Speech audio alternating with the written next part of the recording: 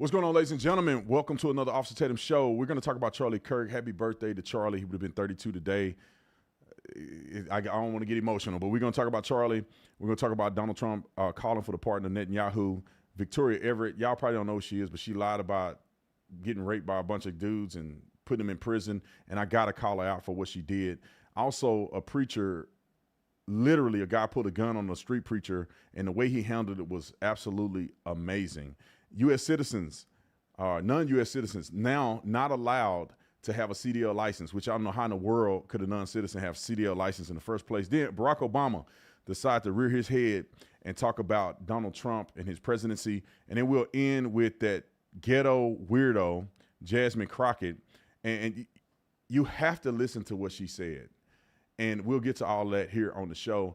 Y'all hold the phone. We'll be back in a second. If you don't believe that we are in a fight today, you're sleeping under a rock. If you get hit and you lay down and you cry and you fold up in the corner, definitely you will not win the fight. We show up to win. Our culture needs a lot of you young people in here to step up and stand out. There is nothing or no principality, power, division, devil can stop us when we're united. They can only get you when you're divided. When I see the American flag, I see us progressing to something that can be awesome and great. And if you don't plan on winning things, you might as well go on the day. Ladies and gentlemen, ladies, welcome back. Let's talk about Charlie Kirk. Today would have been his birthday. He would have been 32 years old. Unfortunately, a lunatic decided that he couldn't beat Charlie in the debate, so he decided to kill him, which I think people are still struggling to compartmentalize what happened. This being his birthday today just brings up other emotions in me, that a guy who was 31 years old at the time of his death would have been 32, a young man, out here just speaking the truth. One of the most bold people that I know, and he was difficult to debate. And this is why they wanted to kill him, because he would go on campuses and he would give the mic to the people who disagreed with him first. And they would come up and they would say the things they have to say, and many of them were unprepared. Unfortunately, in universities today, they're not preparing these kids to have any common sense. They teach them propaganda and they have emotional responses, but yet their emotional responses don't have any gravity to it. So when they have a person who's actually studied, who know what he's talking about, who have a conscious thought about these things, because obviously he do this on a day-to-day basis, they look like idiots. But I want to play this clip that Turning Point USA put out, and it's a little tribute to Charlie Kirk for his birthday. It was an incredible video, and I want to share it with you guys to remember Charlie Kirk. And it was amazing, because you know, the things that he represented, and people didn't know this side of him. And I think this clip encapsulates all that he was and what he represented. I wrote a clip.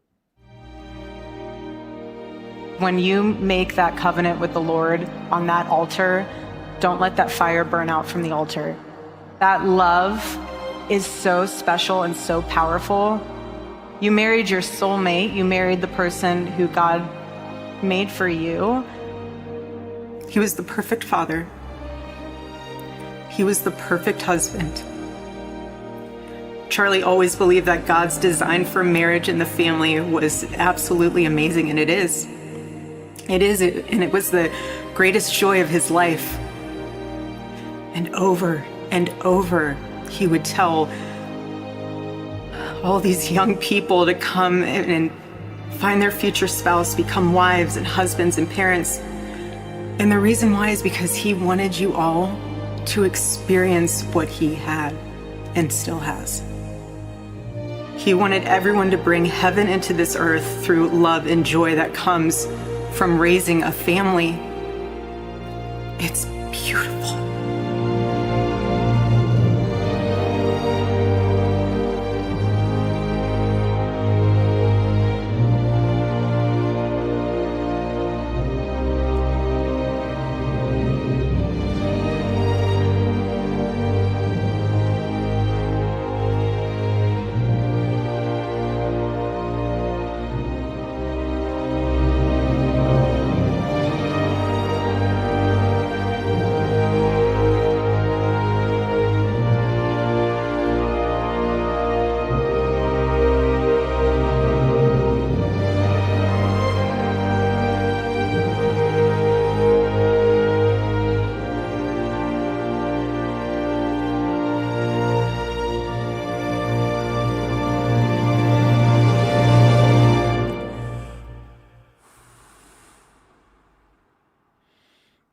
It is crazy to me that that man lost his life.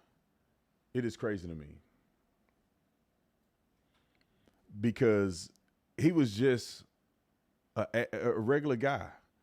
I remember Charlie before he ever met Erika, before he ever had kids, before he ever had swag. Come on, keep it real. He was corny a little bit when he first started. And he was just this kid, this young guy who had a vision that will change the world. And him creating Turning Point USA, which has now expanded to just about every aspect of life that you can think. Turning Point Faith deals with faith in the churches and getting the churches in a collaborative effort for them to preach the gospel of Jesus Christ and be more involved in politics. Then he had Turning Point Action, which was a political organization that specifically helped people turn out to vote. If it had not been for Turning Point Action, I don't think that Donald Trump would have been the president. The young people needed direction, and the young people needed guidance. The young people needed a leader, and Charlie Kirk was that leader. And the interesting thing, too, is that a lot of people just didn't know what Charlie Kirk was really about. They see the headlines, they see the tweets, they see some things taken out of context, some things in context, but it doesn't explain the totality of who he was. And there was a little message, I think we have it, of how to live more like Charlie. And let me put it on the screen and read some of this to you, because this was what Charlie is all about. And y'all can't see this because it's probably little, but I'll read it. Honor the Sabbath. Charlie literally kept the Sabbath. He would turn his phone off. He would spend time with his family, something that I don't do. I'm going to be honest. I don't do it. I work every single day of the week. But he did that. He made it a point. And he was much busier than me and much busier than just about anybody else. Traveling 150 speeches a year. He traveled 300 times a year to do things when he first started, before he had a family. Journaling every day. Charlie would journal every day, write down things what Erika has spoken about. Spend time in scripture, or send scripture to friends is one thing that he would always do. Have conversations with people that you disagree with. That was his lifeline. This is what Charlie would do on a day-to-day basis. Register to vote. If you are a person that do not vote, then don't say nothing about politics. Don't say nothing. I don't want to hear that. My daddy used to tell me that all the time. If you don't vote, I don't want to hear nothing you got to say about politics. Get married. Have children. Go to church. Work out. Be in good physical condition. Get sun. Get exposed to, going outside, getting sunlight, taking care of your health. That was something that he prioritized. Ask your spouse, and this is for every married person on here, especially married men, how can I better serve you? Instead of you looking at your wife saying, what you gonna do for me? Instead of you looking at your wife, wait for her to change to meet the things that you want, how about you say, baby, how can I better serve you? How can I be a better man than you? And this is something that he has spoken to Erika about often, and is what she illuminated when she would go out and speak. Read your Bible on a day-to-day basis. How many Christians are out here that don't even read their Bible every day? And I'm not shaming you. Life gets busy. You've read it already, some of you guys. But to be consistent in reading your Bible and reading the Word of God every day is coupled with praying every day, which I'm pretty sure that he did and he has on his list here. But stand up for your beliefs. It don't matter what you believe, right? I mean, if you believe it and you claim you believe it, you put it out there in the atmosphere, then you need to be able to stand on it. Don't be fickle. Eat hot sauce. He had a hot sauce brand that he started that was incredible. He would just pitch the hot sauce, which was, to me, it was like Charlie Kirk and hot sauce. It was an interesting thing. Carry a pocket constitution. That's one thing that people really don't understand, is that our country was founded on our constitutional rights. So you need to know what the Constitution says, and therefore you can know if the government is violating your constitutional rights. Support local businesses. He was big on that, living here in Phoenix. We both lived in Phoenix. He would always be a supporter of local Phoenix businesses. One thing that's a fun thing is drink mint, what's that? Majesty tea. Am I saying that right? Majesty tea with 2 honeys. Avoid drinking and alcohol. Avoid drugs and alcohol. Don't be afraid of what others think about you. That's the biggest thing. Let me explain this real quick about Charlie and what he represented, how it's beneficial to you to not worry about what people think about you. In reality, you don't know what people think about you. What people think about you is what you make up in your mind that they think about you, because you can't read their mind. So in reality, when you are projecting on other people and being offended by them thinking, that's really you. That's a you thing. So don't be focused on what other people think about you, and live your life trying to capitulate to people. Get 8 hours of sleep every night. I have never done that probably in my entire life. I probably sleep about 5 hours a night. Last night it was like 3 or 4 hours. So getting good quality sleep is good for your health and your mental clarity. Limit your social media intake. I don't do well at this. Charlie is helping me get better just listening to this list and remembering him. It's literally I'm on social media 24 hours a day, 7 days a week. And literally before I go to bed, I'm scrolling on social media, sending them clips and stuff that I want to cover on a day-to-day basis. But at some point, you got to turn it off because social media can be a cancer to your psyche. A lot of people think that social media is reality. It's not reality. It's a compilation of bots and people who are keyboard warriors that will never say the stuff to your face that they'll say to you on social media. Touch grass, get out in nature. He was a big person that would go hike Camelback Mountain. As you saw in the video, him and his family would go out. At some point, you can't sit in the house and be a hermit. You got to get out in nature. Look at the beautiful things that God has created for us. And I think it'll strengthen your faith. Learn something new every day. One thing when I first met Charlie was I was wondering, dude, how are you so astute when it comes to political debates and arguments and stuff? Because he would read every day. And he would tell me that the biggest thing you can do is when you have knowledge and you have things that you need to learn, you write it on a note card and study the note card like you would do in class. That's why when he can come off the cuff and just load facts like this. One thing, because he was brilliant. The other thing is because he actually studied the things that he believed. Be a leader, not a follower. Never surrender. Never give up, especially on your faith as a Christian. I don't care how many arrows get thrown in your direction. You should be a person that stand on principle and never give up all the way to the point of death, which Charlie was exemplified very clearly. Be bold and courageous. Outwork your enemy. That transcends politics. It transcends YouTubing. Outwork your enemy. They can be more evil. They can be more conniving, cunning. But if you outwork them, they will never be better than you. Another one is read The College Scam, which is the book that he wrote. Work to own land. That means that you should not just be a consumer and spending money and making your wheels go in circles, going nowhere. You should own land. You should own property. You should have a foundation. So when you do go home with Jesus, you have something to leave to somebody. Become ungovernable. That means that you cannot allow the government to have precedent over your life, meaning that if they're doing something nefarious and wrong, they cannot control you. You control, obviously, in our democracy, you control what the government does. I think sometimes we forget about that. And pick up a mic. What does that mean? Young people, if you are thinking about starting a podcast, people ask me all the time, I'm thinking about starting a podcast. What should I do? Start. You don't have to be perfect. I wasn't perfect. Some of y'all have been following me since 2015, 2014.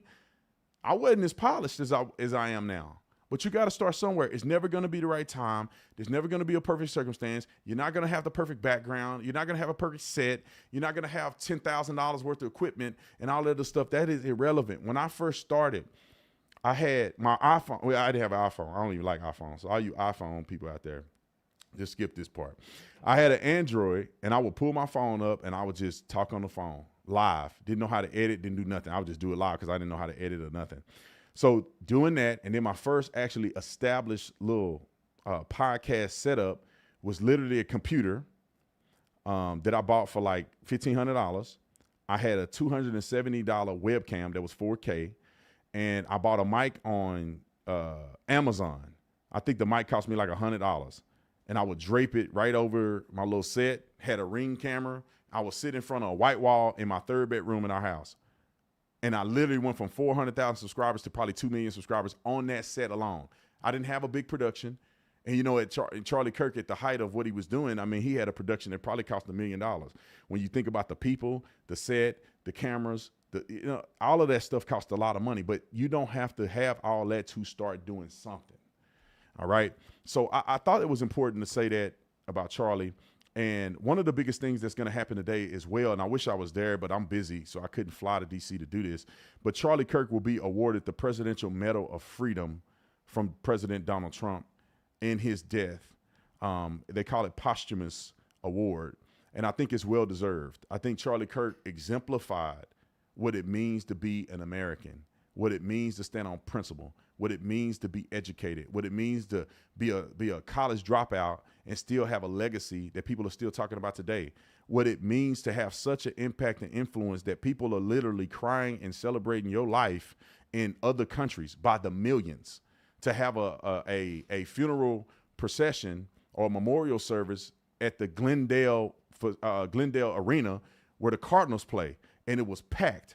They had another few thousand people at a building across the street because it was so many people, not including over 1 million people watching them online during that ceremony. In your death, you got to ask yourself this question: what are you known for? What legacy are you leaving? Now, this was God's plan for his life to have an elevated brand, but you don't have to have that to have somebody remember you for something positive when you die. When you die, you don't want to be a burden to your family. They have to pay for your funeral and everything because you didn't take care of none of your business while you were alive.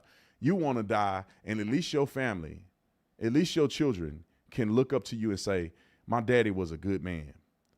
My daddy always treated people right. My daddy wasn't perfect, but he strived for perfection every day. Those are the things that get you the Medal of Freedom.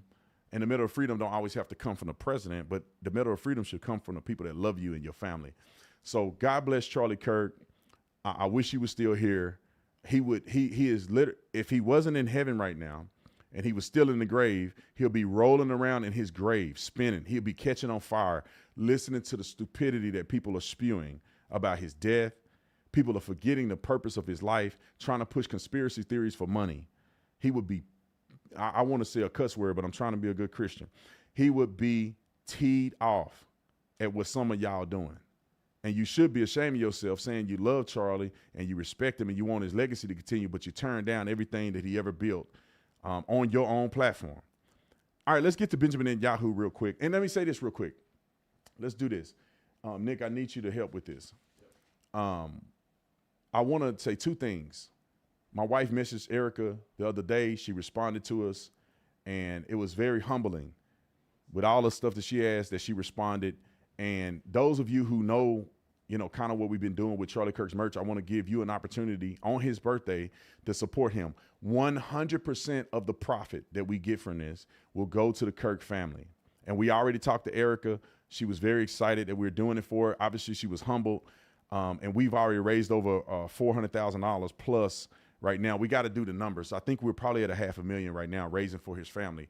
So if you want to participate, get you one of these shirts or one of these merch items, and your purchase will go towards the Kirk family. We wanted to write them $1 million check.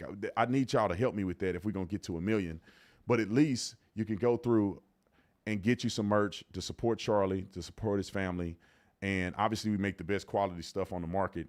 You can get any of these things. Anything that say Charlie Kirk on it, Kirk related, is going to his family.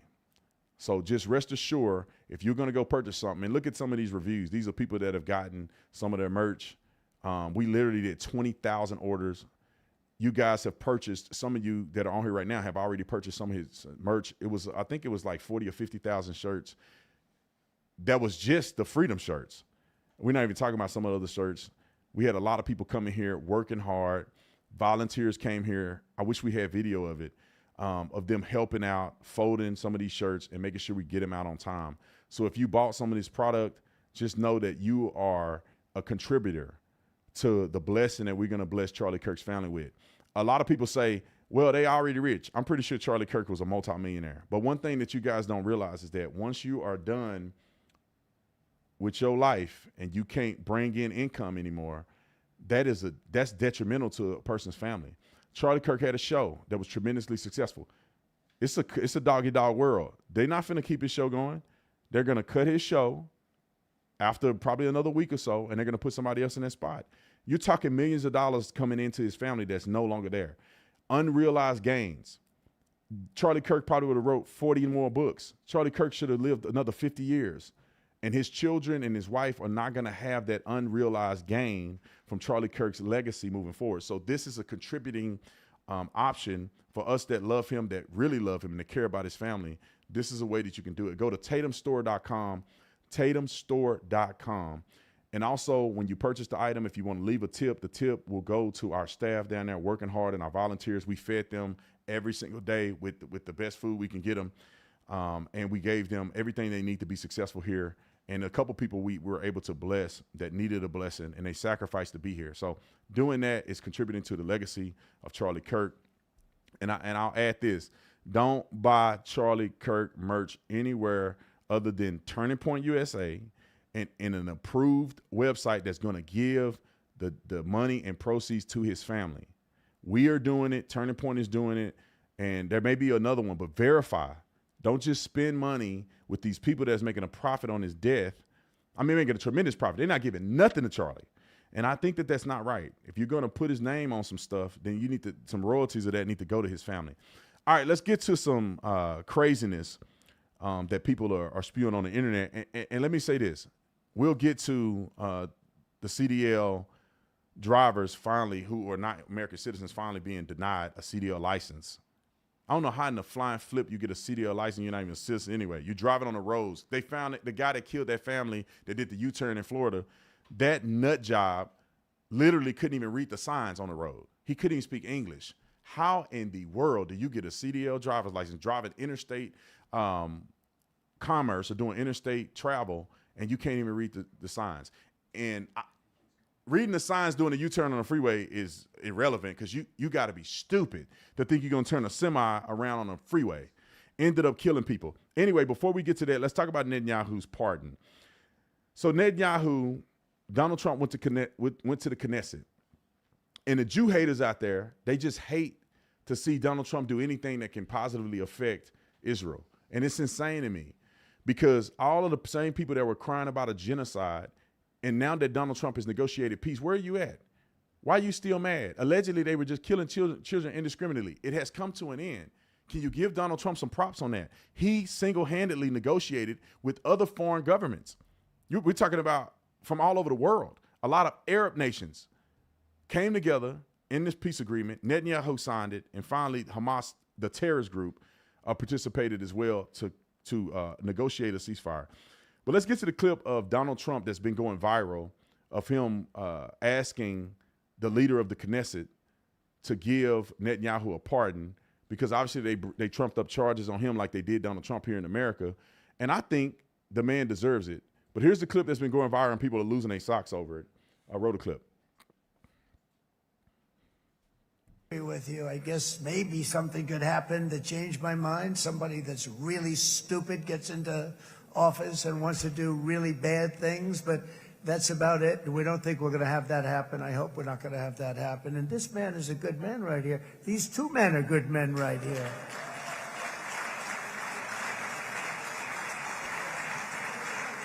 Hey, I have an idea. Mr. President, why don't you give him a pardon? Give him a pardon. Come on.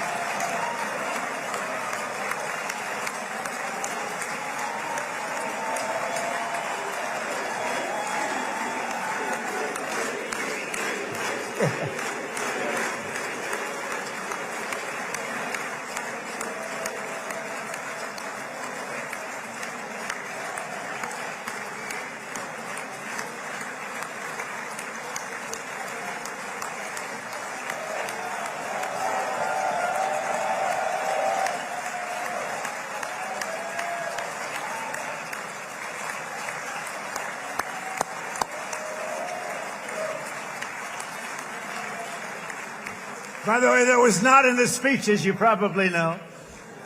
But I happen to like this gentleman right over here, and it just seems to make so much sense. You know, whether we like it or not, this has been one of the greatest wartime presidents. This has been one of the greatest wartime presidents.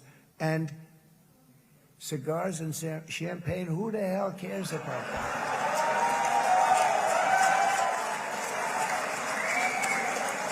So you guys may not understand the reference of cigar and champagne, but I think it's a reference to France. I think they wanted to sanction and not allow cigars and champagne to be, flowing into Israel or whatever the case may be, and Trump is alluding to that.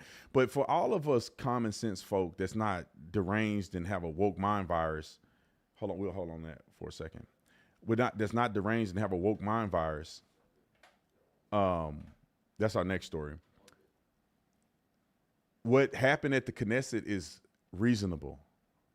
You know, I think that when you look at Benjamin Netanyahu's record in this war, he has been one of the greatest as far as numbers when it comes to urban warfare. They said that the amount of people total that died in Gaza, and this is coming from the Gaza's Ministry of Health, and you know that they probably biases, I don't know what, but just say that they're not. 67,000 people died in that war. It's 2 million people that live in Gaza, and they will not tell you how many of those people are children, women, children, or combatants. They won't tell you.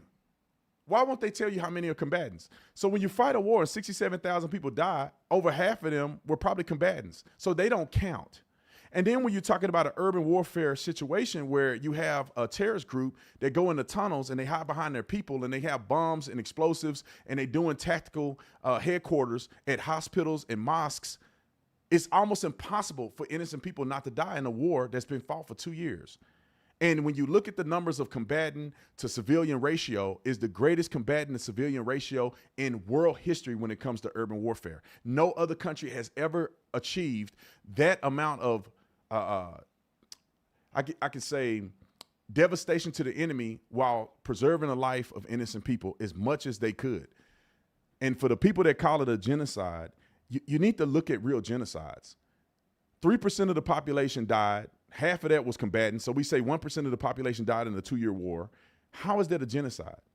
If nobody's feeding people in the genocide, they gave them aid, thousands of tons of food, baby formula. Remember all that controversy? All that stuff came through and these people were able to eat. That's how they lived for 2 years. If they were starving these people, they'd be dead already. How did the Hamas soldiers eat? How did the hostages that were in the tunnels eat? That's because food was flowing freely into Gaza. And then they wouldn't send leaflets to warn you to get out of a building when they're about to blow it apart. How would they do that in a genocide? And how do you compare that? Let's compare it to other genocides. The Holocaust was a genocide. Over 50% of Jews in Europe were all killed. That's 50% of the population in Europe. When you go to Rwanda genocide, they killed 1 million people in 100 days. And they didn't even have AR-15s. They were hacking people. 1 million in 100 days. That's 80% of a population of people were murdered in 100 days. And you compare that to a genocide in Israel, and I think that is laughable and nonsensical. There's another, I thought we had another clip on that Knesset. The Miriam Adelson. Do we have that? We're going to talk about the Miriam Adelson clip. These deranged mind virus Jew-hating people that on the internet found it to be a problem that Donald Trump gave Miriam Adelson standing ovation, round of applause, and he acknowledged her at the Knesset. It is not abnormal for an American Jew to support Israel. Only in a woke mind virus environment do you think that's somehow weird. Donald Trump was telling jokes. He was being funny in jest. He had mentioned that Mary Adelson may love Israel more than America. He didn't say it, but he said that when he asked her, who do you love more? And she didn't give him an answer. He laughed and said that probably because she loved Israel. Now, let's put this in perspective real quick for people out here. Only the people who are somewhat anti-Semitic or ignorant kind of think that there's a weird relationship between America and Israel. If you sit down and think about this, where is the highest population of Jewish people outside of Israel? The United States of America. Where is our faith? Where did our faith originate? In Israel. Literally, I wrote a tweet the other day. Our faith was founded by Jews in Israel, by Jewish dudes in Israel. That's our entire faith. Jesus Christ was a Jew. All the apostles were Jews. Most of the people that wrote the Bible were Jews. It's literally a Judeo-Christian perspective. And that's why we have a close connection to Israel, because Christians go to the Holy Land and see and observe and worship at the sites where Jesus himself was. How do you know, Mr. Tatum? Because I went to Israel for 2 weeks and we went to all the sites. We saw all the prophetic words that were mentioned in the Old Testament presented in real life in Israel. This is why Israel and America have a connection that's unlike any other country. This is not like Americans will go to Qatar and have the same connection, because we don't have the same faith connection as Muslims do. Our faith connections is very closely aligned with Judeo values. And I'll say this 100 times, that let's not forget, all of our founding fathers of the faith were Jews. Abraham, Isaac, all of them were Jews.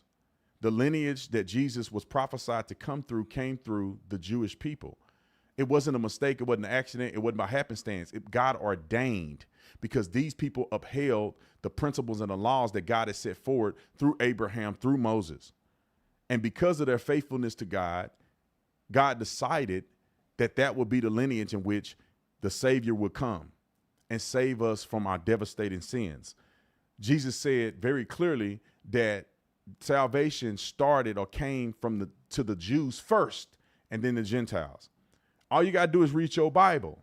In Genesis, Amos 15 and 9, or somewhere around there, is where God talks about in prophetic the covenant with the Jewish people and the state of Israel in perpetuity.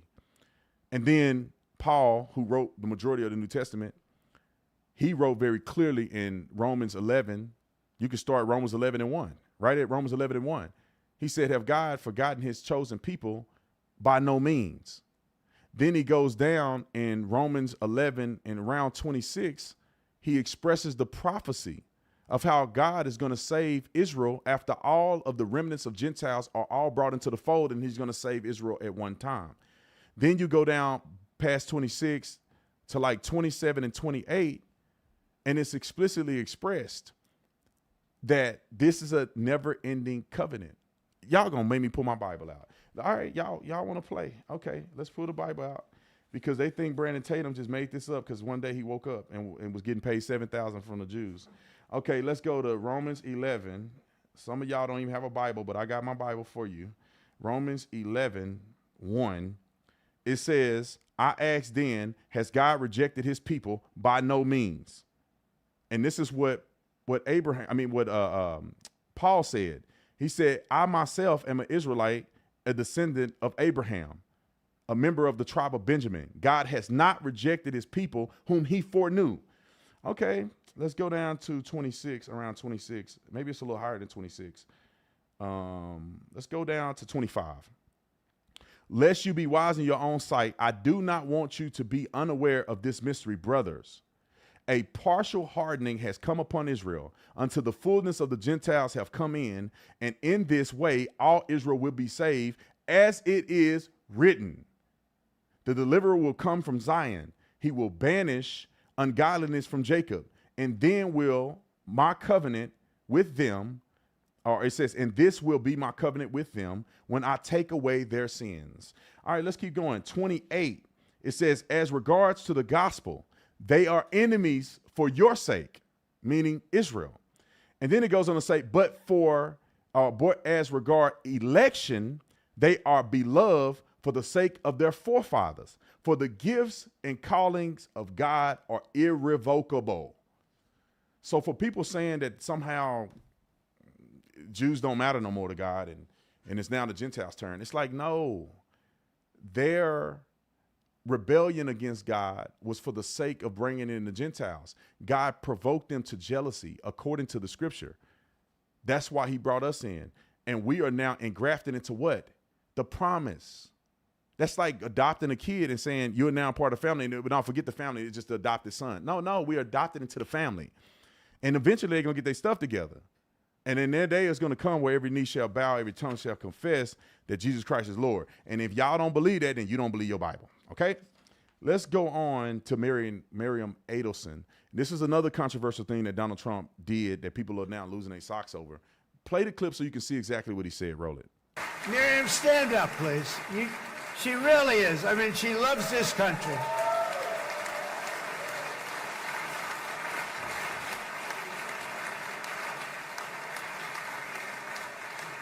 She loves this country. Her and her husband are so incredible. We miss him so dearly. But I actually asked her, I'm going to get her in trouble with this, but I actually asked her once, I said, so Miriam, I know you love Israel. What do you love more, the United States or Israel? She refused to answer. That might mean Israel, I must say. So people are losing their socks over this. Look, he should admit that she loved Israel more than America, and it's a problem. It's because it's like saying, especially if you're a Jew, it's like saying, which one of your kids you love more? It's like, well, I love them differently, but I love them equally, but different, right? My oldest son has attributes in a history with dad that my youngest son don't have, but I love them the same. And it's the same thing about people who are Jewish that have a connection to the land of Israel. They love both America and Israel, and there's nothing wrong with them doing that. People get mad at Mary Adelson and say that Donald Trump is controlled by Jews because she gave him $120 million for his election. Let's not forget, Elon Musk gave him $250 million in his election. Elon Musk was giving out $1 million for people to register to vote. You know how many people registered to vote because they could possibly make $1 million from Elon Musk? Elon Musk had a position in the White House, the Doge. Donald Trump let him have the Doge. So you tell me who had more influence in Trump's decision-making and had more influence in the White House, Miriam Adelson or Elon Musk? Now, we all know Elon Musk ain't a Jew, and I don't even think he believes in God yet. I do think that when he went to Charlie's funeral, he started talking about the light and the dark. And if somebody was really genuine and had the Spirit of God in them, they could probably have a conversation with him and he can come to his senses. All right, let's talk about the non-U.S. citizens being denied CDL license renewals. Now, in this country, we have seen an influx of stupidity from the people that claim to serve us in our Congress. Congress is the Senate and the House. Some people mix that up. Congress is not just the House. Congress is the Senate and the House that are completely stupid. We should not have illegal people in our country being able to vote, getting CDL driver's license. I mean, that's nonsensical to me. We need to shut our borders. We need to allow for people who come here the right way to have access to America if we're going to let people have access.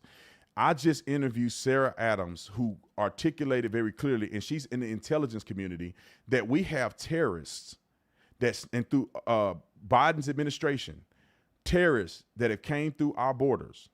When we let every Tom, Dick, and Harry come into our country, we have terrorist cells that are here preparing to do another 9/11 attack, which is confirmed. They're radicalizing people in the prison system. They're radicalizing people here as we speak, and we let them all come in. And I'm glad that Donald Trump is taking a hard stance on that. But we do have a video associated with this. Let's play the video of a gentleman here giving some insight on this CDL controversy. Roll the clip. Last week, Vivek Sharma went to the DMV to renew his trucking license, but he was denied. The problem? New rules surrounding the process. जिनके पास green card है या citizen है उनका ही चलेगा licence. As he explains in Hindi, only green card holders and U.S. citizens can get their commercial driver's license renewed. Sharma's been in the U.S. legally for the past 10 years, seeking political asylum. His final court case is next year. He's been driving a truck for the... I want y'all to pay attention to what he just said. First of all, he cannot speak English very well at all. Then he said he came to America seeking asylum, and his court hearing is in a few months, or whatever the case may be. This is what they do. They sneak into our country, or they come here on the premise of seeking asylum. There's no real asylum claim. And our immigration system is so broken that they let these people live in here for 5 or 6 years before they have a hearing. Then by the time they get to the hearing, there's no real asylum claim. But they've been living here in our country 5 or 6 years, taking American tax dollars for their benefit, getting jobs that American citizens should have, and then what? They don't show up to court. A girl that I knew, I consider her a friend at one point. She owns a sushi place right here, Kawaii Sushi, right here in Phoenix. I didn't know she was illegal at the time I was talking to her. She told me she came over here for, because she was seeking asylum and everything was right. No, she didn't go to court 20 years ago. She had a deportation order from 20 years ago, and they finally came and got her. Now, my question to her was, and she's my friend, and she got deported. And I'm like, you had 20 years to do something about this. Why would you not do this in 20 years? You own 2 companies, 2 sushi restaurants that are good, by the way. So if you ever want to go to Kawaii Sushi, it's pretty good. But all that money you made, all that stuff, you didn't get your stuff fixed. Why not? And then when the government have to come back and reconcile people that have asylum claims or have deportation order from 20 years ago, she gets caught up in it and people want to feel bad. That's not the way these things work. And I'm glad that our government is cracking down on the foolery. This dude can't even speak English that well. Therefore, I would argue he probably can't read English that well. Therefore, he can't read the signs. Therefore, they cannot adequately pass a CDL driver license test. But they let him out on the road anyway. And they killing people because they're not equipped to do the job. And American citizens could be using that CDL license and being able to have access to income for their families. I'm going to get to Barack Obama here in a minute because he kind of hate her a little bit on Donald Trump. And I'll tell you why when we get to it. And I don't like some of the things that he said, but I think it's important to hear what he said, then you can make your own judgment. I want to talk about this influencer real quick. Her name is Victoria Everest. And she literally, and this is the thing I don't like about this is, don't get mad at me, but I was a cop for 6.5 years.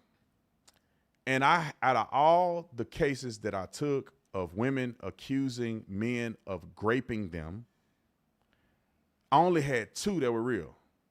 My sergeant was a detective for 10 years and had not one legitimate case of a woman being honest about a man taking advantage of her.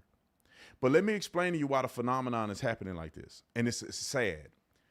Women are using the system to leverage men on these rape claims, whether it be forcible rape or whether it be they woke up one day and didn't like the guy no more and they was embarrassed. The people who really get taken advantage of don't report it. There's so many women that I know that I learned about when I was a cop that things had happened to them, but they never told anybody. But yet these ones out here making up lies to get people sent to prison are the ones that are the most vocal, unfortunately. And I'm not saying every situation is a lie, but I'm saying that a lot of them are lies. I'll give you an example. A guy that I went to school with, Jonathan Turner, defensive end, probably would have got drafted on the first day, 1 through 4 rounds. One of the best defensive ends that we had. A girl on the softball team who was, y'all want me to, okay, just know look, everybody was trying, okay, and succeeding.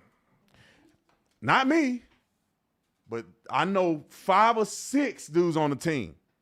Matter of fact, when they did a DNA test of her, when she went to court, she had other dudes' DNA in her at the time she accused Jonathan. Lying. And I'll tell you the reason why she was like this to a certain degree. Her daddy was really overbearing on her. I don't know if he just didn't love her enough or what, because I remember we were at the pool one day. It's just we out there at the pool, and she couldn't tell her dad she was out there with boys because he'll flip out on her and be crazy with her. But I don't know, it pushed her to be promiscuous for some reason. But she lied on Jonathan, said he did it. She was crying and did all that. And Jonathan had no business messing with the girl because he had a girlfriend at the time. So I guess she just regretted it. She came out and told it. He lost everything instantaneously. He got kicked out of school. He got kicked off the football team. And on the front page of the paper, he was accused of raping this girl. They went to trial. 2 years later, her teammates came out and testified against her. It come to find out it wasn't true. He didn't do this. She lied. You know where they put the story when he was not guilty? On the, God is my witness, on the back page of the newspaper at the bottom right corner. I remember looking at it. Lost his whole life. And what is she doing? Living her life like nothing ever happened. And this girl, Victoria, I don't know much about her, but here's a video that was presented, and this guy, thank God for him, he kind of set her up. I think he was doing a massage. I don't know what she was doing. He had a camera or something. He got her to confess that she had lied on a prominent person who she got sent to prison. And she also admitted that she got a whole bunch of other dudes sent to jail by lying. And here's a clip of it. Roll it. I heard what she was doing, and being me, I just had to try and help. It was really just that. Just so y'all know, she was a health and wellness influencer with over 700,000 subscribers on her social media. And she had the nerve to do this. Roll it. It was just a successful mission.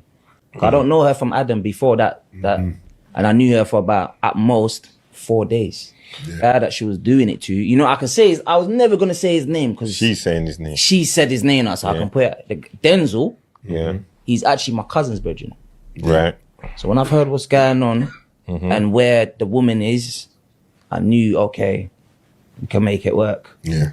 And I'll say by the grace of God, it worked. You get me? The operation, how I got the confession and all of that. Yeah. And the phone was in my hand as I'm chatting to her. But so the whole time as I'm chatting to her, the phone's doing this, I'm doing that, making sure I'm getting her name in it, getting his full name in it. His name, I can say his name now, but the reason why the video's cropped, I didn't want the part with his name out there. Like she's Enfield, she's bait.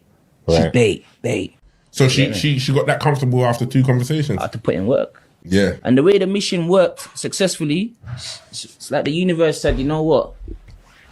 This woman has to be stopped. Yeah. Because a man would have been all now sitting in jail.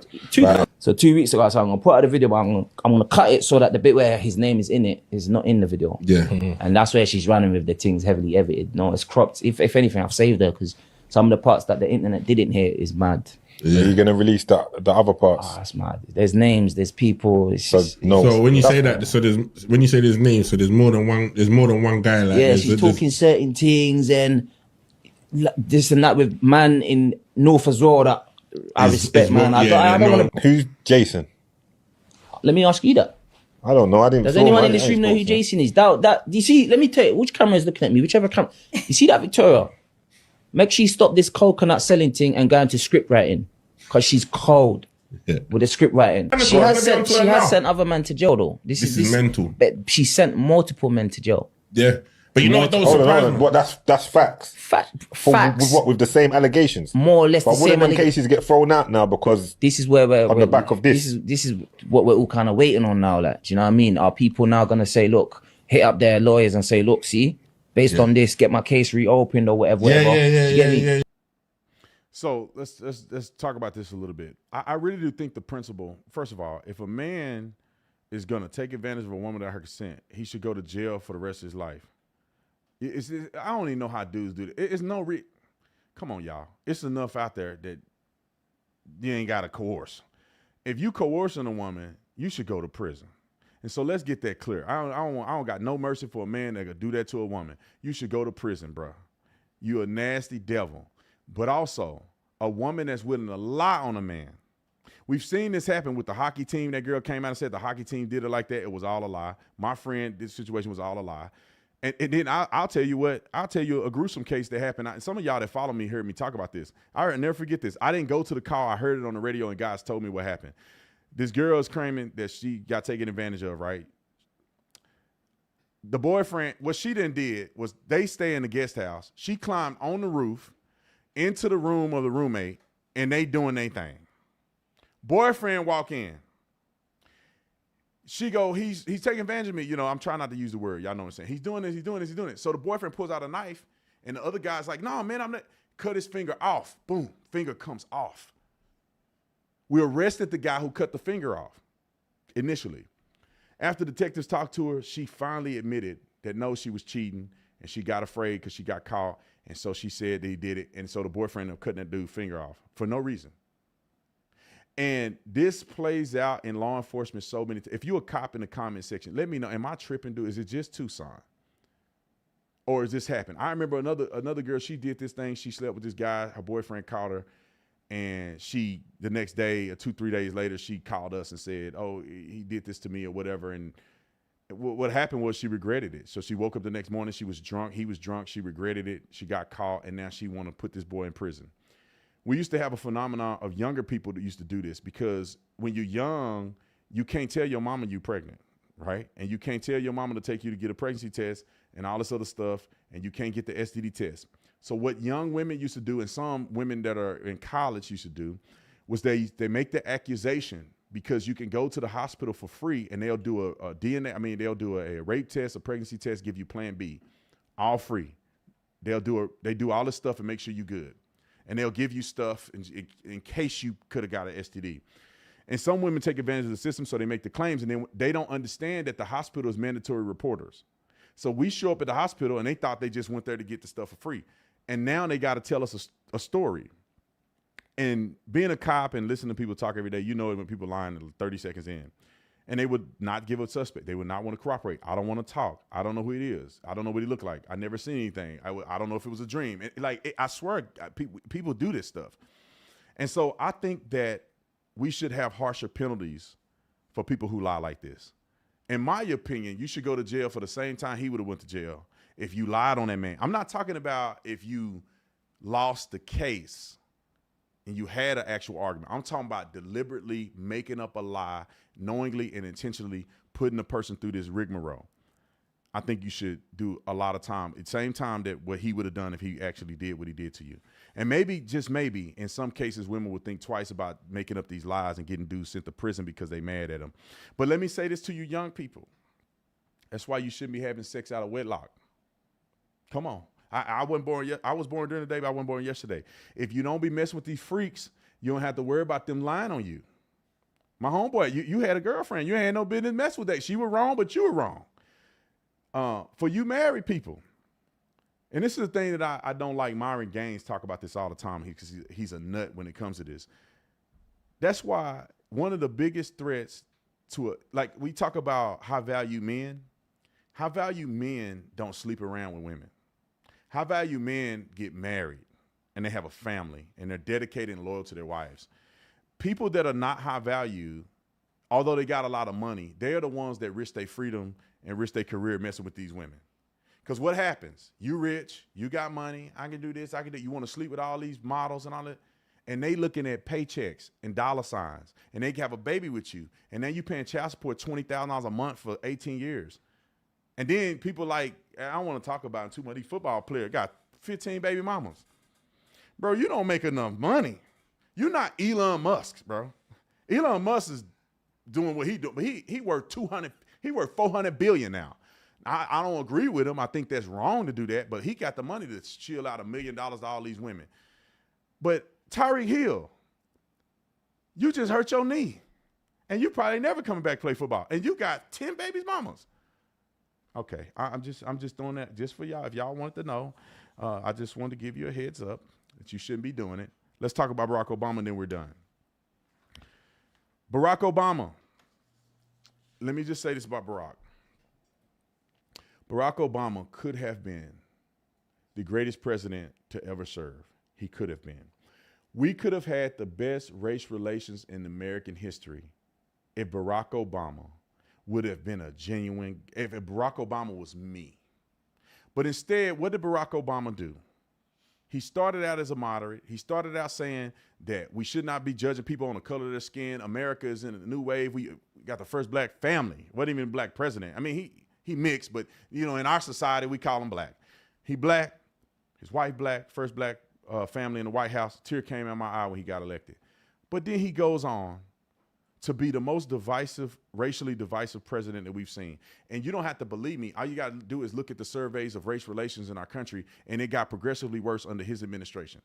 Why? Because of him, instead of him saying, young brothers, work hard, get an education, don't be having kids out of wedlock, and you can have a lifestyle and you can be whatever you want to be like I did. Instead, he pushed the theology that America is racist and young black men don't have opportunities, and like we just getting killed by police because we driving down the street. I could show you 400,000 videos of dudes out here cutting up. That's how they get shot. Just like the one yesterday, we showed it. The family was actually honest about it, which is good. But they son pistol whipped the cop, then pulled the gun on him like this and got shot. The other lady, her son was high on drugs, firing a gun in the community. Cops show up. He got the gun in his head. Then he pointed the gun at the cop and they shot him. And they out here saying he just got shot because he was black. I wrote a book about this. Beating Black and Blue, being a black police officer in America under siege. I wrote a book about this. I diagnosed every police shooting that was famous in 2020. Philando Castile, Eric Garner, you name it. What's a young lady that they swear that she got killed by the police and she actually committed suicide, which is sad. I forget her name, but all of these, I wrote it, I broke them down, gave you all the evidence or whatever the case may be. So Barack Obama, instead of him being unifying, he was divisive in a sense. He did more for the LGBTQ AARP community than he did for black folks. I can't name a single legislation that Barack Obama pushed or passed that helped black people. He came from Chicago, and Chicago is still a war zone. You go out there, some places in Southside Chicago, young brothers laying dead face down in the street every day. On the weekend, it's 14, 15 of them a day. 15 of them over the weekend. But let's hear what he had to say about Donald Trump and Donald Trump's accomplishments as the president. Roll the clip. I mean, what was unusual for me was obviously a lot of what I represented. Yeah. A lot of what Michelle and I had tried to project, the values. And Michelle Obama says she ain't never felt happy or proud of being American until he became the president. You know how silly that is? She was educated. She had a life in front of her. She married this man, which on her podcast, she kind of act like he not a big deal. Michelle Obama nobody would even hear about Michelle Obama if she wasn't married to Barack. But she said she had never been proud to be American until they got elected as president. That lady, she in her 30s or something, they had 2 kids. What are you representing to the people? All right, let them finish. Roll it. Are thinking about America.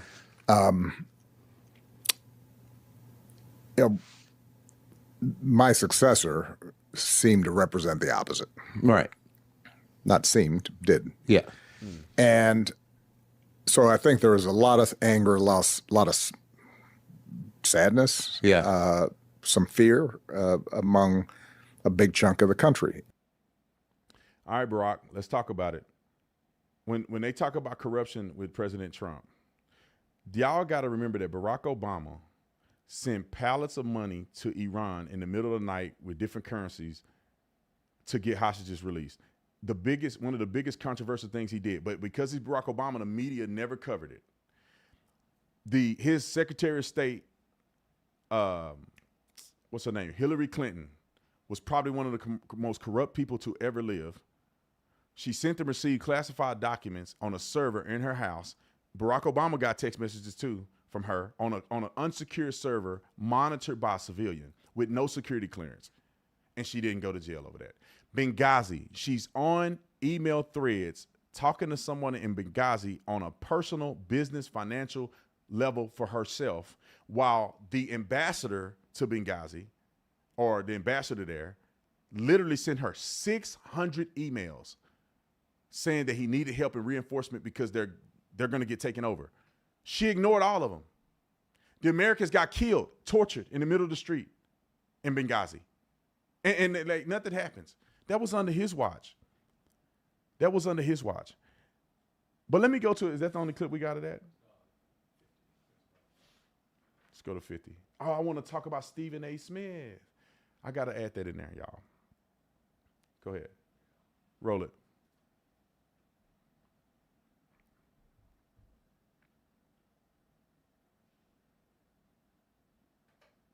Perfect. California, the whole nation is counting on you. I got to talk. Democracy is on the ballot. No. This is a different subject. Now, I will give him. Should I give him props on this? I think that's what the Prop 50. Hold on. Let me read this real quick. Proposition 50, 2025 would let state lawmakers, not the independent redistricting commission, redraw California's congressional maps. So I think I didn't have this right. So I think he was wrong here. Thought I was gonna give him credit for something. For the 2026-2030 election, control would revert to the commission after 2030. I got to look into this more because the controversy is that they're trying to redistrict in California and they're trying to do it in Texas, where it will give a supermajority to the Democrats in California, give a supermajority to the Republicans in Texas. So let me not beat him up on this. Let me do more research on this because I got to determine if the totality of what Barack Obama thinks about this before I criticize him. So let's go. Let me go to Stephen A. Smith because I wanted to play that clip of that woman on that podcast talking about Stephen A. Smith. And I think that's. So let me show y'all real quick and then I'm done. This woman, I was supposed to go to what's her name too, wasn't I? Jasmine Crockett. Is the Crockett connected to Stephen A? Yeah, because Stephen A was talking about Jasmine Crockett. Yep. There's 3 things here, y'all. I want to play the clip of this woman in that panel, on that podcast. Now, I interviewed Stephen A. Smith like 3 times. I talked to Stephen A. Smith on the phone. I text Stephen A. Smith. Stephen A. Smith is a good dude. And Stephen A. Smith's takes now are very fair and balanced. And Stephen A. Smith is standing on principle.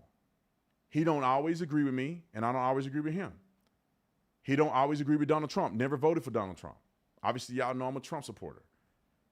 And Stephen A. Smith is now considering some of the things that the Democrats are doing that he disagrees with. And he's 100% right about them. But unfortunately, there are people of the melanin that if you are not locked in hook, line, and sinker to the Democrat Party, they disown you, which is not reasonable or fair. People talk about me all the time. Brandon, you're Uncle Tom Coon. They got a little raccoon dancing with a cane on my thing. It's kind of funny. I laugh at it every now and again. But I'm an Uncle Tom Coon sellout because I don't believe in a political party that don't do nothing for black people. I don't believe in a political party that was literally the party of slavery.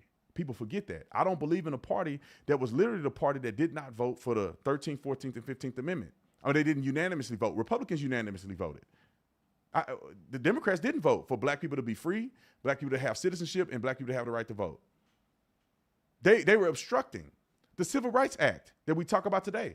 Republicans unanimously voted for the Civil Rights Act. Democrats filibustered. It was the longest filibuster in United States history. Your boy Joe Biden led the filibuster because they didn't want to pass the Civil Rights Act. The Democrats did. And then because some black people say, I don't need to be any party. I'm going to think for myself, which is what Stephen A. Smith is doing. But listen to what she said about Stephen A. Smith, which is so embarrassing for her. But, hold on. Who is that? This guy right here. Remember him? He ran for governor in do y'all remember him? He ran for governor in Florida. He got caught in a hotel room, bucket naked with dudes, passed out on the floor. They had the body-worn camera. He bucket naked on the floor, dudes doing nasty stuff. Male prostitutes he ordered to the hotel. Me and my wife stayed at that same hotel 2 days before he got caught. Same hotel in Miami. Why is he on a podcast talking about anybody at this point? Cheated on his wife as the gubernatorial candidate. They almost elected him over DeSantis. And he on here, what's his name on the end? Bakari Sellers is the silliest person I know. Is that Brittany Reiner? That can't be Brittany Reiner. Oh, in the middle. Not the one with the red thing in her hair. The one in the middle. That's not Brittany Reiner. I hope to God it's not Brittany Reiner. Because she was just on a clip with her NBA baby daddy losing her socks and acting a fool. But that wasn't her. That's not her. It looked like her a little bit, but I don't think that's her. No, that's probably Angela Rye. I don't know. Let's get to the girl with the thing. And look how crazy she's talking about Stephen A. Smith, who's a good dude. Roll it. It's so disheartening to me. It's frustrating, one, because anytime we speak on this, it's like man haters and all this. But I feel such confidence in black men. I've never bought into the idea that all these black men are voting for Trump. Like, they vote overwhelmingly Democrat. We're pretty much in line with each other. What you all are saying is no, they are, and the data shows that there have been inroads among black men. I want to ask why, because it is frustrating to me, and it feels heartbreaking, to be honest, because we are impacted by this system as well. It's not a matter of who's impacted worse. We're impacted differently. We sit at the intersection of being black and being women. And so when men are frustrated with this system, it feels like they fight. I swear I'm going to let her talk. This woman is saying we sit at the intersection of being black and being women. Woman, make your mind up.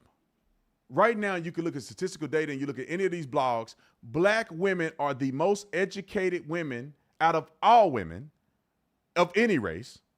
Black women entrepreneurially are more entrepreneurial and they make more money, bang for their buck with their education more than black men do. So why are you being a victim when you can be a victor? Why are you acting like the white man is holding you down and y'all got a show and you can do anything you want to do? Angela Rye was on TV forever, but Carly Sheller's on TV every day. And then that gubernatorial candidate is somehow he got a second wind after he didn't cheat on his wife and was a fool in front of the world, butt naked on that camera. But why do women do this? And she's taking this position and she says this is about Stephen A. Wrote a clip.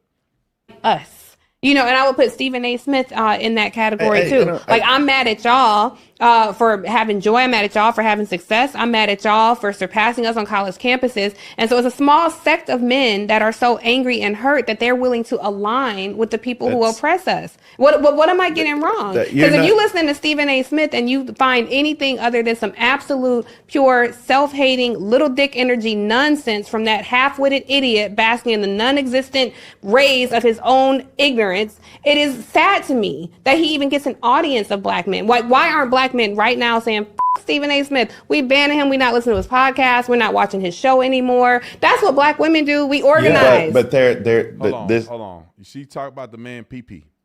Why you got to say little PP energy? Ma'am, why you worrying about that man Johnson? Ain't that crazy when some of these black women attack a man, they want to attack your penis, and then they want to say you gay or something. Like, why y'all treat a black man like that? He a black man like anybody else. She said they should ban his podcast. He just signed a $100 million contract with ESPN. Well, go ahead and throw him away then. Don't throw your brother away. The white people take him right in. All right, breaking news out right now.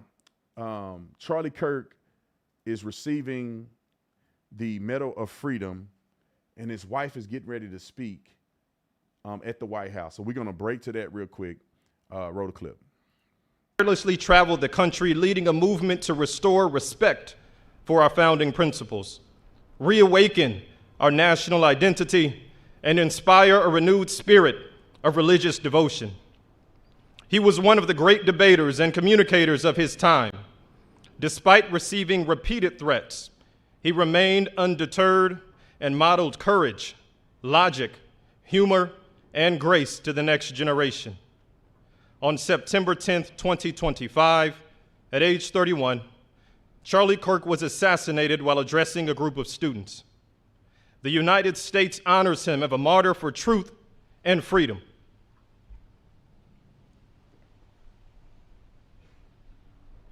Thank you.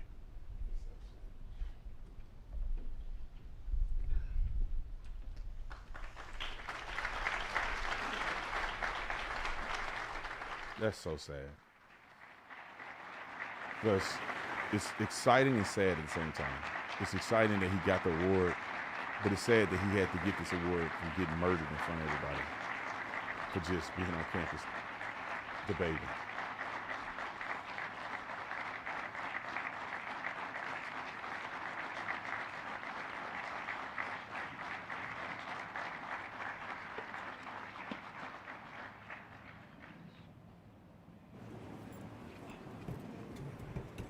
Imagine having to give a speech in front of the world like this. Again, it's another speech he had to give.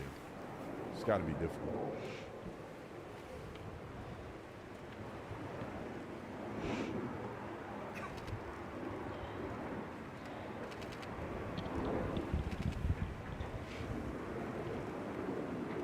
Thank you, Mr. President, for honoring my husband in such a profound and meaningful way, and thank you for making this event a priority amid the peace process in the Middle East. Thank you.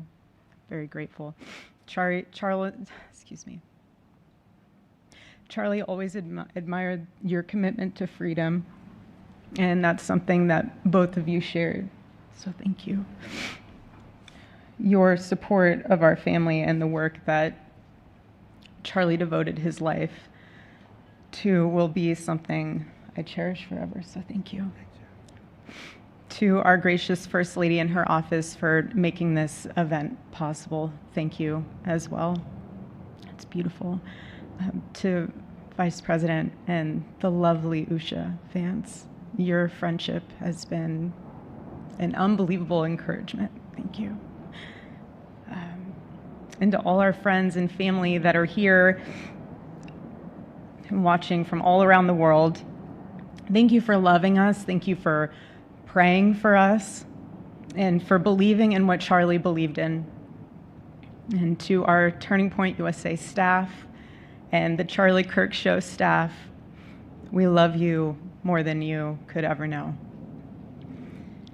And to the Turning Point USA chapters that are watching all across America right now, you are the heartbeat of this future and of this movement. Everything that Charlie built, you guys are the legacy holders of that. You are living proof that his mission did not die with him. It lives through you. And Charlie always said the next generation will decide whether freedom endures. And because of you, I know that freedom will endure. It will. And today we're gathered not only to celebrate Charlie's birthday, but to honor a truth that he gave his entire life to defend, and that's freedom. The very existence of the Presidential Medal of Freedom reminds us that the national interest of the United States has always been freedom. Our founders etched it into the preamble of our Constitution, and those words are not relics on parchment. They are a living covenant. The blessings of liberty are not man's invention, they are God's endowment. Charlie lived for those blessings, not as abstract words, but as sacred promises. He used to love to journal about this topic all the time, and with such a heart postured of gratitude. And he believed that liberty was both a right and a responsibility. And he used to say, freedom is the ability to do what is right without fear. And that's how he lived. He was free from fear. He was free from compromise, free from anything that could enslave his soul. His name, Charles, literally means free man. And that's exactly who my husband was. He was a free man. And from the time I met him, sitting across from him, being interviewed on politics and philosophy and theology, anything that Charlie loved, any topic he loved, and I just saw the fire in his soul, and there was this divine restlessness within him that came from knowing God placed him on this earth to protect something very, very sacred for all of us. And he never stopped fighting for people to experience freedom. He didn't. Charlie often said that without God, freedom becomes chaos. And he believed liberty could only survive when anchored to truth. And I remember in one of his speeches, he told the audience that the opposite of liberty isn't law. He said it's captivity. And that the freest people in the world are those whose hearts belong to Christ. But what's so powerful is that Charlie had the ability to communicate so brilliantly across all generations. And he reminded us that in a world that tells us freedom is doing whatever you want to do, the real freedom is the power to live freely and to do what is right. And in one of his journal entries, he wrote that he wanted everyone to know that you can't have liberty without moral responsibility. Freedom divorced from faith eventually just destroys itself.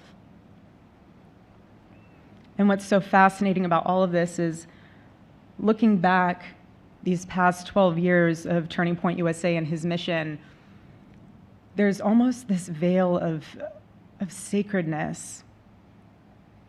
Because what I realize is that while he was building an organization, he was also building a movement. One that called people back to God, back to truth, and a movement that was filled with courage. And ironically, for a man who impacted millions, Charlie never desired to be the center of attention. He just wasn't. My husband was not a man of extravagance. He loved simple but deeply meaningful things. Truly. He He loved his late night walks. He loved buying more books than he could ever read because he felt there was no such thing as a book budget. And he loved being able to read to our kids the same bedtime story on repeat because he knew it was their favorite. But to him, that was special. And he loved to sit in the sun on a Saturday morning with his cup of decaf coffee, and his phone was off because he was honoring the Sabbath. And for him, it was that moment to catch his breath and just be in peace because he was unreachable at the moment. And he preferred quiet birthdays. But that never stopped me from telling him. I told him every single year, I said, baby, I love your birthday. I said, because it's the day that God knew the world couldn't go another day without you. Oh my gosh. Woo. And so the rhythm of our usual birthday celebration for him was mint ice cream, mint chocolate chip ice cream. He only had it twice a year, on his birthday and 4th of July. It's just, and then after that, it was back to work as usual. But last year, his one birthday wish was to see the Oregon Ducks play the Ohio State. And they won. Oregon won that night. And it was by far one of the most memorable nights of his birthday experience of his life until today. And so, honestly, President Trump, I have spent 7.5 years trying to find the perfect birthday gift for Charlie. Oh my goodness. And it's so difficult. And those of you that have spouses or loved ones, you know how difficult it is sometimes to buy a gift for someone that you love, because he wasn't a materialistic man, so that also did not help. But now I can say with confidence, Mr. President, that you have given him the best birthday gift he could ever have.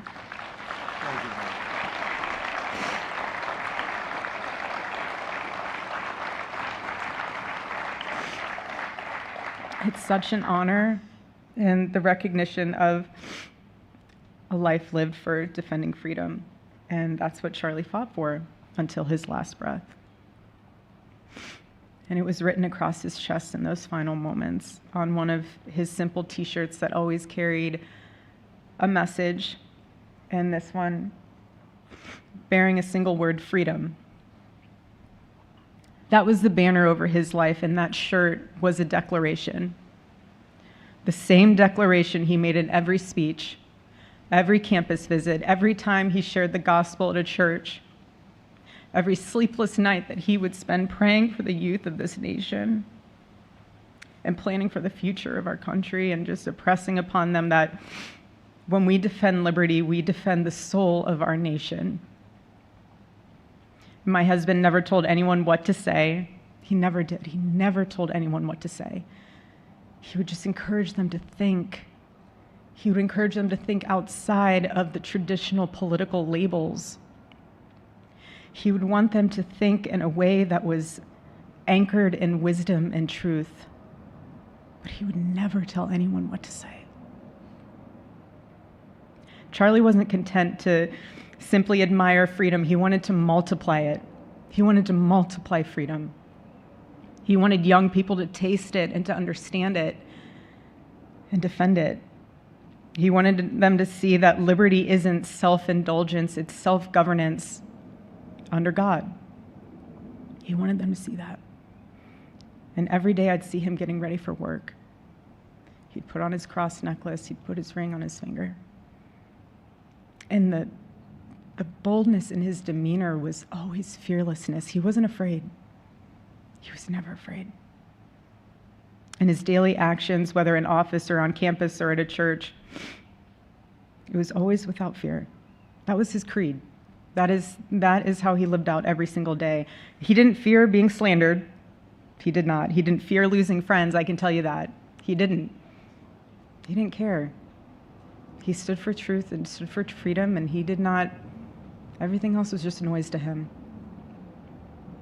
And it's because his confidence in Christ was absolute. That's why.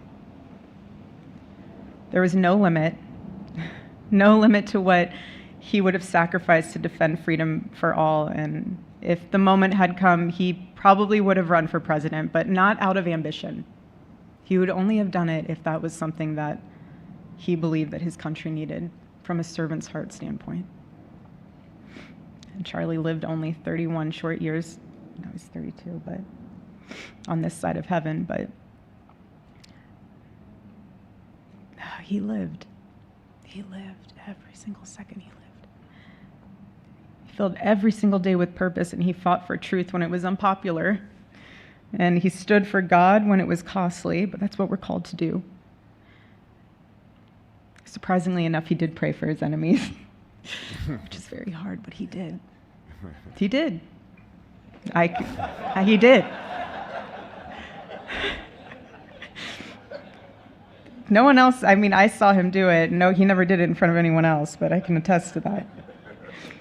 But he also loved people when it was inconvenient.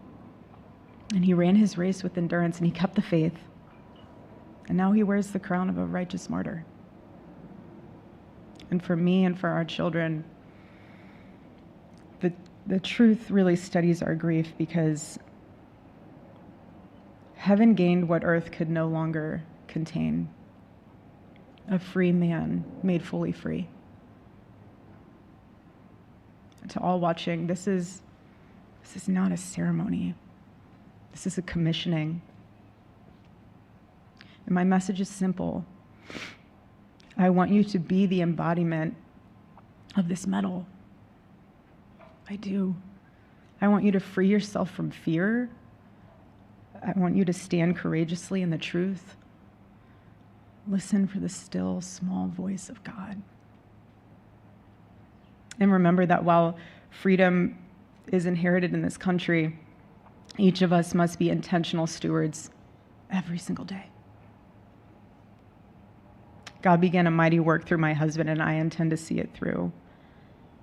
And the torch is in our hands now. It's in mine, it's in yours, it's in all of yours, it's in all the students with Turning Point USA. And before I close, I'll share with you that I asked our daughter what she would like to say to Daddy for his birthday. Excuse me.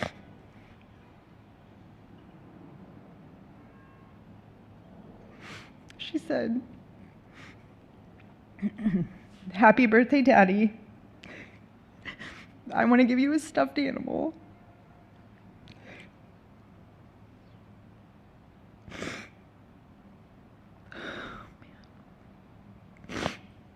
I want you to eat a cupcake with ice cream, and I want you to go have a birthday surprise. I love you," is what she said.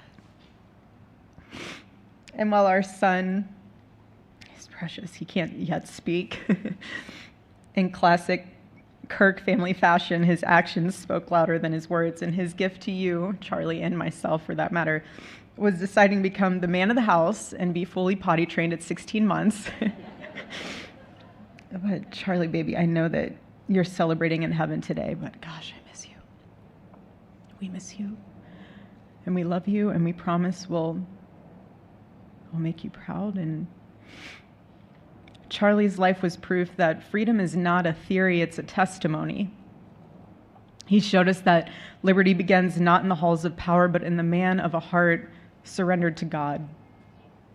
And so today, as we honor Charlie with this incredible Presidential Medal of Freedom on his birthday, I stand here with tears and just a humbled heart and spirit, because his story reminds us all that to live free is the greatest gift, but to die free is the greatest victory.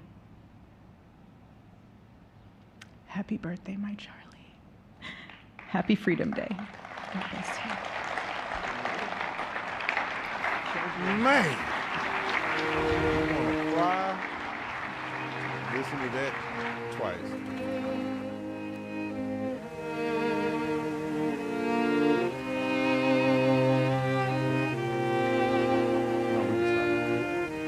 So you guys, we'll be done here with the live stream now, but I just wanted to show that was an incredible gesture by the President of the United States of America. Incredible speech by Erika. I mean, that's why they hating on her. I was wondering why people were hating on her. And I'm like, she's beautiful, she's smart, She's composed. She believe in God, and they jealous because they don't really even believe in God. That's why they don't know why she have composure to get up there and say some of the stuff they do. They jealous. But anyway, I pray that God continue to bless the Kirk family. If y'all want to get that merch, we're giving that check right to Erika. We talked to her already, and she knows that we're giving that to her. And just so you guys know, she was in good spirits. You know, she was very thankful, not only for my wife reaching out to her and us doing a little thing for her family, but she just seemed very grateful and generous. You know, I mean, she's just that person. And it's so crazy that people on the internet talking about she's not sad enough and all this old crazy stuff. Charlie and Erika were really good people. They weren't perfect, as you can imagine. I never seen them do anything bad, but you know they're humans, so they had to be arguing at some point, unless y'all want to believe they ain't never argued. But God bless them. God bless America, man. Thank y'all for watching. We'll see y'all tomorrow. Peace. Tatum. Oh, the land of the free and the home of the brave. I'm a proud American from my birth to the